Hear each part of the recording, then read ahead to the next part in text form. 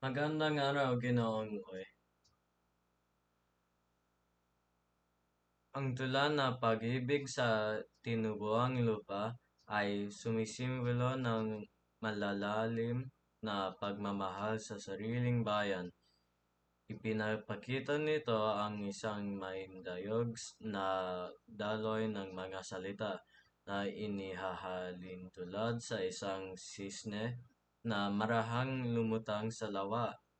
Sa sukat nitong 12 pantig bawat linya at apat na linya katasaknong, nagdudulot ito ng kaaya-ayang tunog na pinagyayaman pa ng mga tayutay. Halimbawa, ang ang salita buhay na limbag at tiktik ay naglalarawan ng malalim na koneksyon sa pagitan ng buhay at mga nakasulat na salita.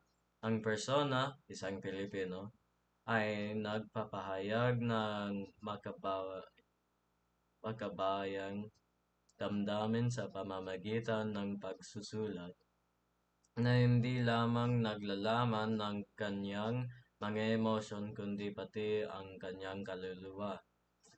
Ang nangingibabaw ng tema ay ang pagmamahal sa bayan na nagbibigay pugay sa mga sakripisyo ng mga naunang lumaban para sa Pilipinas.